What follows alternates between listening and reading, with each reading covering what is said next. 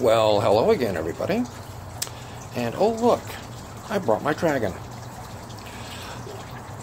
I don't know how many of you watched the Chris Matthews Hardball program tonight. I watched most of it. I did catch the part in the last 5 minutes where he was lamenting the fact that Donald Trump gave a very strong campaign speech in Pennsylvania. The kind of campaign speech that goes over very well with most voters, especially Trump voters, but even people who might not be inclined to vote for Donald Trump. And the point of Mr. Matthews' lament was that there don't seem to be any strong Democratic candidates who can give the kind of strong, encouraging, uplifting, inclusive speech that Donald Trump at least made the pretension to give tonight. He lamented that there don't seem to be any mainstream Democrats who are either capable of maintaining that level of campaign style against Donald Trump, or maybe they just don't have the will. I think it was a very astute observation, because I have been saying for some time that the biggest problem with the Democratic candidates and the Democratic Party is they lack the wherewithal, they lack the backbone, they lack, well, pardon me for saying this, the stomach for a good, hard, bare-knuckle, potentially bruising political campaign. Well, Mr. Matthews will probably never see this video, but for those of you who do, maybe some of you will pass it on to Chris Matthews and Hardball. I would like to say this. Hello. I'm not afraid of Donald Trump. I'm not afraid of the Republican National Committee. I'm not afraid of the Democratic National Committee. I'm not afraid of all those horrible, nasty, terrible things he thinks he can say about me. I've been called worse, and guess what, folks? I'm still here. And I'm still a dragon. And I can give back, word for word, rhetorical blow for rhetorical blow. I'm not afraid of a bare-knuckles political fight. I dare say Bernie Sanders isn't afraid of a bare-knuckles political fight. Elizabeth Warren probably isn't either. Kamala Harris isn't either. But the thing is, none of them really have the stamina to do this for a year.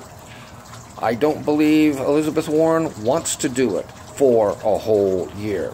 I don't believe Kamala Harris, intelligent and strong-willed as she is, I don't think she is capable of maintaining that kind of campaign for a year. I'm pretty sure Hillary Clinton is pretty much done with it. Even Barack Obama, who can't run again anyway, would rather do other things, like spend time with his family. I can't blame him for that, and I don't.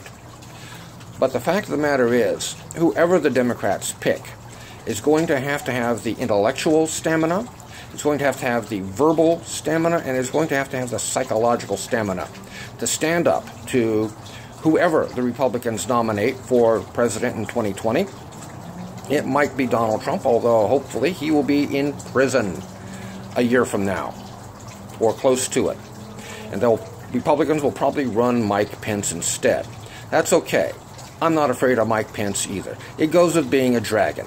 I'm not afraid of much of anything. And right now, I think the American people need a dragon on their side, rather than one blowing smoke and fire at them, telling them how terrible they are, telling them how terrible this country is. No, this country is not terrible. This country is still, in spite of Donald Trump, a great country, and it can be greater. Donald Trump doesn't have a clue how to make this country greater. I do. I have a comprehensive vision of what this country can do, what the Congress can do, what the president can do, what the people can do, what the corporate interests can do. And that's not just talk. This coming weekend, maybe Saturday, more likely Sunday, I'm going to start a video campaign.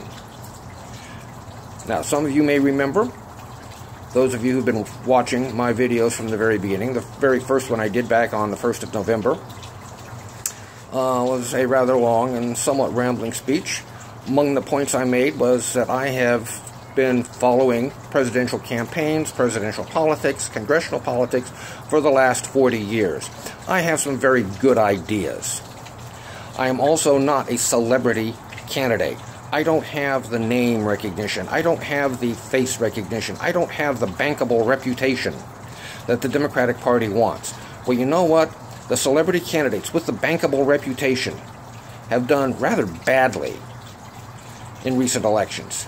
The only reason Barack Obama got elected and re-elected is because all those blacks were energized and came out to vote. And other than that, the Democratic Party has not done particularly well with the black demographic. If they had done as well with the black demographic for Hillary as they did for Obama, we wouldn't even be having this conversation.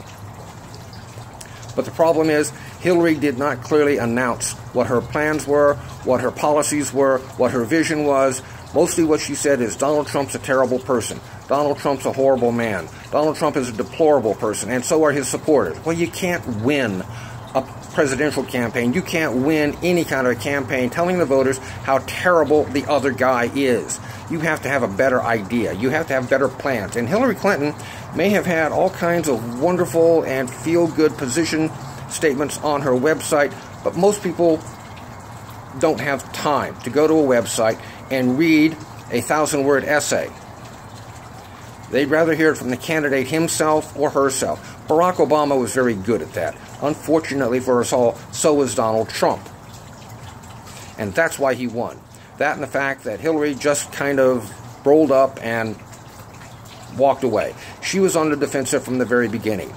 You can't win a campaign of any sort if you're on the defensive all the time. You need to take the offensive. Well, hello. I'm a dragon. I'm not afraid of taking the offensive.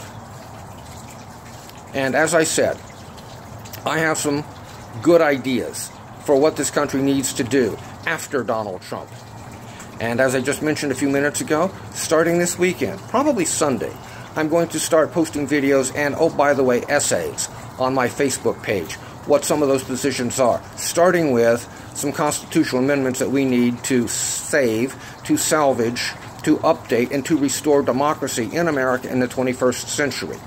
A preview of coming attractions, if you will. So, as you can probably tell, I'm a little worked up right now. That goes with having an inner dragon. I'm going to stop right now and let all of you digest what I've just said. And I hope to, at least some of you anyway, a few more than 3, will be back on Sunday to catch my next video. Thank you for listening.